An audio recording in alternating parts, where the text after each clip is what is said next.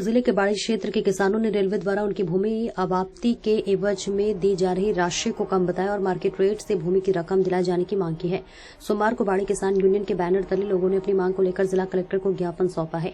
जिला कलेक्टर र धौलपुर आए किसानों ने बताया कि इन दिनों बाड़ी में रेलवे की ओर से आमान परिवर्तन का काम किया जा रहा है। किसानों की जमीन का रेलवे विभाग के द्वारा अर्जन किया जा रहा है, लेकिन रेलवे के द्वारा डीएलसी रेट पर उनकी जमीनों की कीमतें दी जा रही है, जो कि मार्केट रेट से काफी कम है। कलेक्टर को सौंपे गए ज्ञापन में किसानों ने मांग की है कि उन्हें वर्तमान में बाजार की रेट से उनकी जमीन की कीमत दिलवाई जाए, जिससे कि किसानों को इस महंगाई के दौर में मैं मोहम्मद शकील बागवोट चेयरमैन बाड़ी से। ये रेलवे द्वारा जो अमान परिवर्तन किया जा रहा है उसमें हम तो ये चाहते हैं रेलवे के पास जो बाड़ी में पुरानी जमीन है वो रेलवे उसी लाइन पे होकर ले जाए। अमान परिवर्तन का मतलब ये होता है कि उसी लाइन पे लाइन डाली जाती है, लेकिन रेलवे विभाग द्वारा बाड़ी के बाहर से लाइन निकाल रहा है। जो किसानों की कीमती जमीन है उसका कुछ भी मुआवजा नहीं दिया जा रहा है। हम ये कहते हैं अगर जमीन लेना है तो हमारी जो नगर पालिका की डीएलसी है उसका 8 से 10 गुना उसका मुआवजा दिया जाए, और जो बिदरपुर क्षेत्र में ग्राम पंचायत रूपसपुर में आती है जमीन वो बिल्कुल पैराफेरियल नगर पालिका के पैराफेरियल क्षेत्र में आती है, उसका भी मुआवजा नगर पालिका के आधार पर जोड़कर और 8 से 10 गुना किया जाए, और जितने भी जमीन है उसका मुआवजा सभी किसानों को सही ढंग से दिया जाए, तभी किसानों के आंसू पूछेंगे। वरना ये किसान बहुत त्रस्त है। ये बगैर सही मुआवजा नहीं दिया जाएगा तो ये किसान अपनी भूमि को नहीं देंगे, चाहे अपनी जान गंवानी पड़े। शाजापुर में आज मुख्यमंत्री सामूहिक विवाह का आयोजन किया गया, जिसमें 535 जोड़ों की शादी की गई और 45 मुस्लिम कन्याओं का निकाह हुआ। कार्यक्रम में मुख्य अतिथि के तौर पर वित्त मंत्री सुरेश कुमार खन्ना पहुंचे, जहां उन्होंने बेटियों को आशीर्वाद दिया। उन्होंने कहा कि आने वाले वक्त में योगी सरकार कन्याओं की शादी के लिए 1 लाख रुपए खर्च करेगी। इस दौरान मुस्लिम कन्याओं ने मुख्यमंत्री योगी आदित्यनाथ को शुक्रिया अदा किया। और वहीं मुख्यमंत्री सामूहिक विवाह कार्यक्रम का आयोजन ओसीएल रामलीला मैदान में किया गया, जहां पर 535 जोड़ों का विवाह करवाया गया और 45 मुस्लिम कन्याओं का काजी ने निकाह करवाया गया। कार्यक्रम में बतौर मुख्य अतिथि उत्तर प्रदेश के वित्त मंत्री सुरेश कुमार खन्ना पहुंचे, जहां उन्होंने कन्याओं को आशीर्वाद दिए और अपने हाथों से उपहार भी दिए।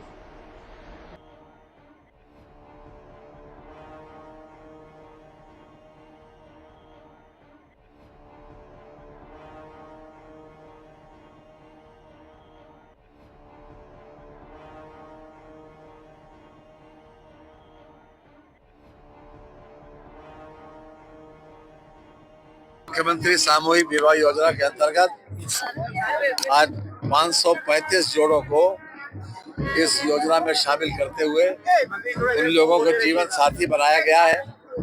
ये मुख्यमंत्री जी की सबसे पॉपुलर योजना है और महिला सशक्तिकरण के लिए मैं समझता हूँ कि ये पूरे देश के लिए और पूरी दुनिया के लिए एक उदाहरण है। मुख्यमंत्री जी ने कन्या को पैदा होने से लेकर और उसके विवाह तक पूरी व्यवस्था की है।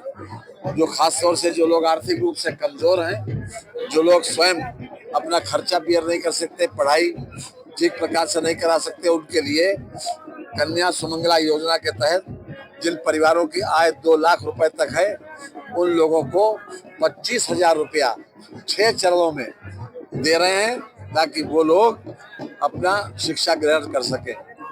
उसके बाद सेल्फ हेल्प ग्रुप की व्यवस्था की गई है, ताकि जो पढ़ के अगर जो कन्या तैयार हो वो चाहे तो सेल्फ हेल्प ग्रुप ज्वाइन कर ले और सेल्फ हेल्प ग्रुप में धनोपार्जन कर सकती है।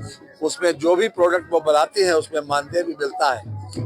इसके बाद जब 21 साल की हो जाएं तो उनका विवाह के लिए व्यवस्था की है, और अभी तक ये व्यवस्था 51,000 रुपए की थी। अब आगामी समय में मुख्यमंत्री जी ने इसमें 1 लाख रुपए करने की घोषणा की है। 1 लाख रुपया होगा। तो ये अपने आप में सबसे पॉपुलर योजना है। कन्या सुमंगला योजना में भी बहुत बड़े पैमाने पर लोग लाभान्वित हुए हैं। इस सामूहिक विवाह योजना में भी बहुत बड़े पैमाने पर लाभान्वित हुए हैं, और सेल्फ हेल्प ग्रुप के माध्यम से भी बहुत से लोग अपने अपने प्रोडक्ट के माध्यम से मानदेय अर्जित कर रहे हैं। तो हर तरह से महिला सशक्तिकरण का एक उदाहरण उत्तर प्रदेश ने प्रस्तुत किया है। इसके लिए हम बार बार मुख्यमंत्री जी को बधाई देते हैं, और आज जिन लोगों को यहाँ पर विवाह में शामिल किया गया उन सबको बधाई देते हैं, उनके खुशमय जीवन की कामना भी करते हैं। क्या मानती है कि मुख्यमंत्री की कितनी बेहतर शुरुआत मानती है इसको? जी, मुख्यमंत्री जी ने बहुत अच्छा किया। जो अपने बच्चियों की शादियां नहीं कर पा रहे थे, वो आज गर्व महसूस करते हैं कि हमें योजना के मुताबिक बहुत अच्छा मिल रहा है, सुविधा हो गई उनको। कि जो गरीब बेचारे अपनी बेटियों की शादी के लिए उधार लेते थे, लोन लेते थे, अपना खेत बेचते थे, वो आज नहीं हो रहा है। तो मुख्यमंत्री जी को 27 में फिर से आना चाहिए और विकास हो रहा है, और बाकी और बहुत बड़ा विकास होगा। धीरे धीरे सब कुछ संभव हो सकता है। ममता पाठक बोली में। राष्ट्रीय उपभोक्ता कल्याण समिति हमीरपुर ने विशुद्ध मिठाई विक्रेताओं के विरुद्ध एसडीएम को ज्ञापन सौंपा। राट कस्बा में धड़ल्ले से बिक रही नकली खोआ से बनी मिठाइयां लोगों के स्वास्थ्य के साथ किया जा रहा खिलवाड़। मिलावटी मिठाइयों की घटतौली पर उपभोक्ताओं का जमकर किया जा रहा शोषण। केमिकल से बनी मिठाइयों के साथ तौला जा रहा डिब्बा। उपभोक्ताओं से वसूली जा रही है पूर्वी कीमत। खाद्य एवं रसद विभाग व बाट माप विभाग के जिम्मेदार बने उदासीन। नकली खोया से बनी मिठाइयां स्वास्थ्य जीवन पर डाल रही बुरी असर। दूध व मावा से बनी मिठाइयां हो सकती है जहर। दूध, पनीर, घी, शहद मिठाइयां, मसाले, फल, सब्जियों से मिलावट होने से सेहत के लिए खतरनाक। खाद्य सुरक्षा विभाग जानकार बना अनजान। शासन द्वारा कड़े निर्देश के बाद भी हमीरपुर के जिम्मेदार अधिकारी खाद्य पदार्थों में मिलावट रोकने में नाकाम। मिलावटखोरों के खिलाफ नहीं की जा रही ठोस कार्रवाई। हौसले बुलंद।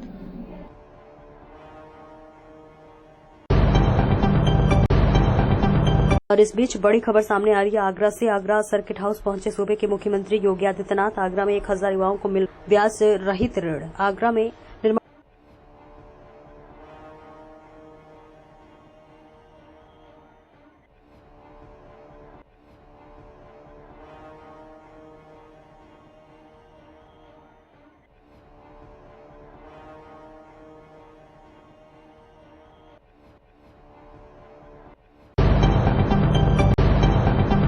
शाजापुर में हत्या, लूट और अपहरण की ताबड़तोड़ घटनाओं ने कानून व्यवस्था को पटरी से उतार दिया। यहां देर रात एक हिस्ट्री शूटर बदमाश ने बुजुर्ग की गोली मारकर हत्या कर दी। हत्या के पीछे पुरानी रंजिश वजह बताई जा रही है। फिलहाल पुलिस ने शव को कब्जे में लेकर आरोपी हिस्ट्री शूटर की तलाश शुरू कर दी है। घटना थाना जलालाबाद क्षेत्र के काजर भोजी गांव की है। बताया जा रहा है कि इसी गांव के रहने वाले बुजुर्ग आसाराम अपने घर के बाहर बैठे हुए थे और इसी बीच हिस्ट्री शूटर सुमेर उनके पास पहुंचा और उनसे बात करने लगा। इस बीच दोनों के बीच में किसी बात को लेकर कहासुनी शुरू हो गई। इसके बाद हिस्ट्री शूटर सुमेर ने एक गोट में लगा तमंचा निकालकर आसाराम की गले में गोली मार दी। गोली लगने से आसाराम की मौके पर ही मौत हो गई। इसके बाद ही घटना को अंजाम दिया गया। गांव में हुई बुजुर्ग की हत्या से इलाके में सनसनी फैल गई। सूचना के बाद मौके पर पहुंची पुलिस ने आसाराम के शव को कब्जे में लेकर आरोपी हिस्ट्री शूटर की तलाश शुरू कर दी। आज दिनांक 6/3/2025 को रात्रि लगभग 9 बजे ग्राम काजर बोझी थाना जलालाबाद निवासी उमेश ने ये सूचना दिया कि उनके पिता श्री आसाराम उम्र 55 वर्ष की सुमेर नामक व्यक्ति ने हत्या कर दी है।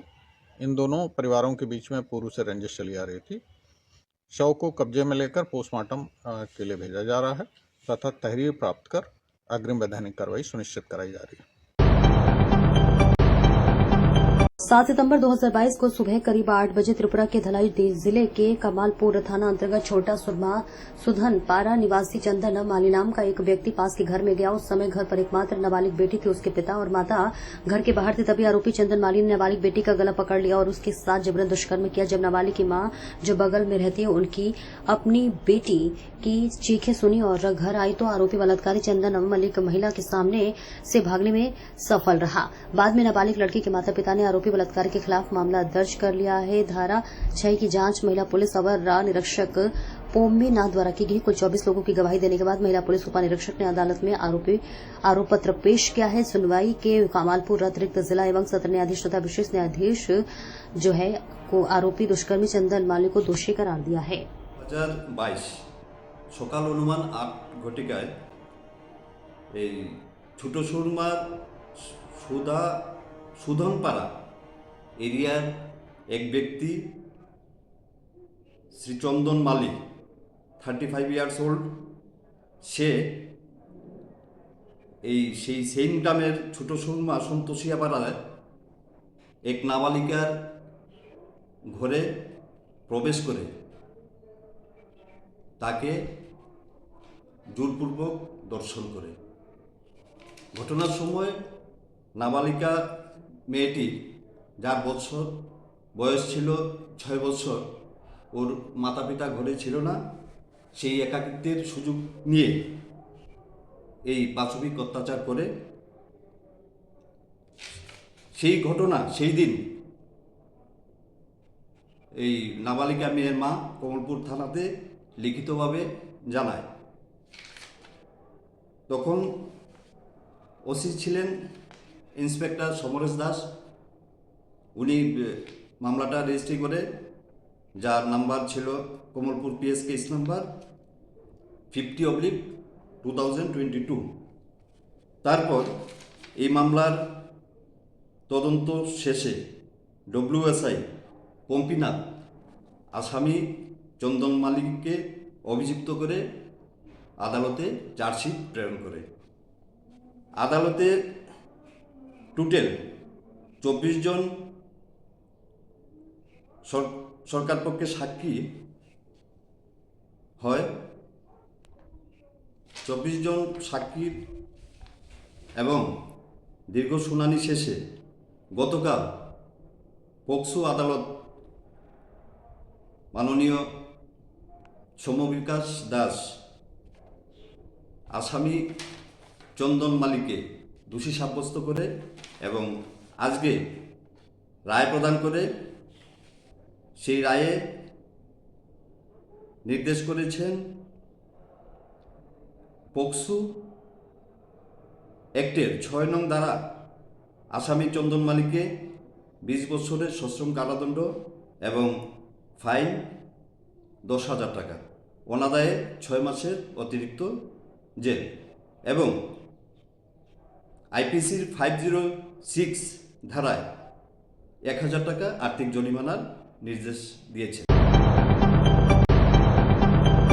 परिषद निकुंज शाखा द्वारा विशाल रक्तदान शिविर का आयोजन किया जा रहा है। 9 मार्च को अग्रसेन सेवा सदन कमला नगर में आयोजित होने वाले इस विशाल शिविर से पहले भारत विकास में परिषद निकुंज शाखा के पदाधिकारियों ने प्रेस वार्ता कर इस पूरे आयोजन के बारे में विस्तार से जानकारी दी। निकुंज से जुड़े पदाधिकारियों का कहना था कि इस बार 750 यूनिट ब्लड का लक्ष्य रखा गया था, लेकिन पिछले वर्षों के कार्यक्रम को देखा जाए तो इस बार के लक्ष्य से ज्यादा लोगों के रक्तदान करने की उम्मीद है। निकुंज शाखा के पदाधिकारियों ने जताई कि प्रेस वार्ता से पहले भारत विकास परिषद निकुंज शाखा के पदाधिकारियों ने आयोजन की बृहद रूपरेखा को लेकर एक बैठक का आयोजन किया और इस बैठक में बड़ी संख्या में महिला पदाधिकारी मौजूद रही।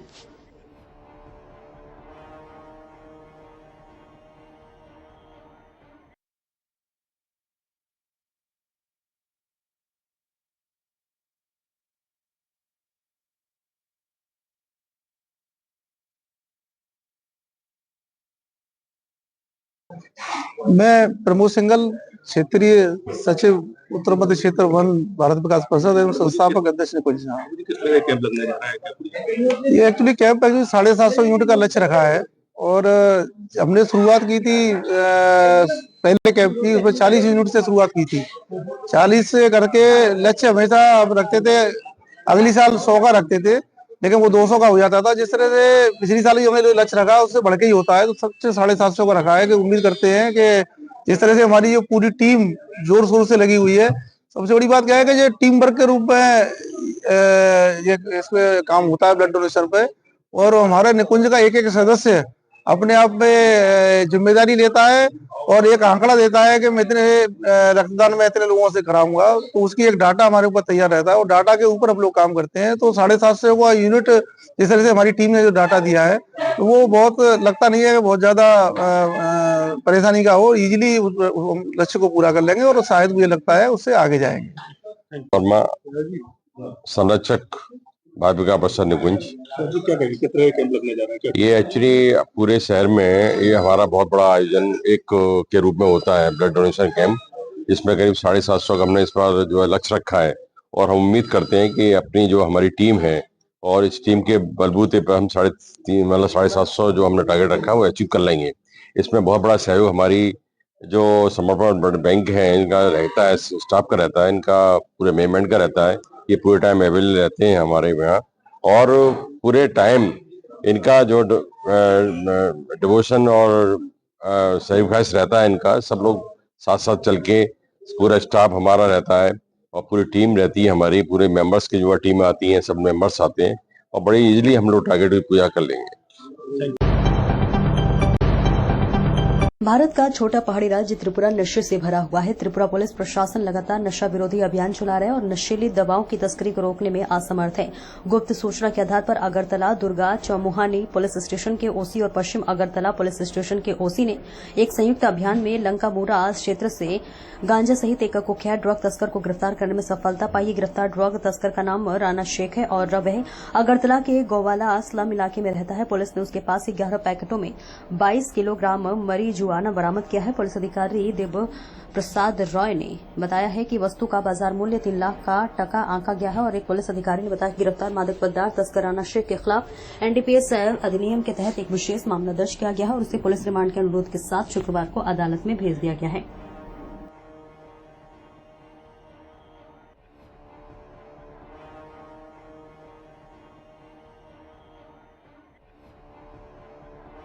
वेस्ट पीस को एक सीक्रेट इन्फॉर्मेशन मिला कि एक आदमी है, उसका नाम मोहम्मद बाबुल मियाँ है। महेश कला चांदेरी मुरा में उसका घर है। उसके घर में कुछ कॉन्ट्राबैंड आइटम्स है, ऐसा मैसेज मिला। उसके मुताबिक हमने एसडीपीओ सदर का लीडरशिप में और ओसी वेस्ट का लीडरशिप में एक टीम बना के घर में रेड किया। मोहम्मद बाबुल मियाँ 45 ईयर्स, सन ऑफ मोहम्मद फरीज मियाँ ऑफ महेश कला चांदेरी मुरा। इसका घर में सर्च करने के बाद हमें टोटल 1.6 लाख याबा टैबलेट्स मिला है। इसका वर्थ अभी मार्केट वैल्यू ₹5 करोड़ का आसपास है। और उसके बाद उसका 2 अकम्प्लिस है, वो भी अरेस्ट हुआ है। टोटल 3 अरेस्ट हुआ है। दूसरा अरेस्टेड का नाम है सिफन हुसैन 26 ईयर्स, वो विशालगढ़ का है। और एक संजय मियाँ 42, वो भी चांदनी मुरा ईस्ट पेस वेस्ट पेस का जुरिस्डिक्शन का एरिया है। उसके अलावा हम लोगों ने बहुत सारा मोबाइल फ़ोन भी सीज़ किया है, 2 बाइक्स भी सीज़ किया है। एक्चुअली हम लोग एक हफ्ते से ऑलमोस्ट 8 डेज से हम लोग स्पेशल ड्राइव शुरू पूरा डिस्ट्रिक्ट में एनडीपीएस के खिलाफ चल रहा है। उसके इसमें हम लोग ऑलमोस्ट 10 केसेस अभी रजिस्टर किया है। उसके अलावा 21 अरेस्ट हुआ है अभी 8 डेज़ में। इसमें 369 किलो गांजा मिला है, कॉफ सिरप 1070 बॉटल्स, हीरोइन 66 ग्राम और याबा टैबलेट्स 1.6 लाख। उनके ऊपर क्या केस बना है? इस पर स्पेसिफिक एनडीपीएस केस लिया है। अभी उनको हम लोग कोर्ट में हाजिरा करवाएंगे। उसके बाद हम लोग उसको रिमांड में लेके उसका बैकवर्ड लिंकेज, फॉरवर्ड लिंकेज पूरा उसको हम लोग निकालेंगे उसका। ठीक।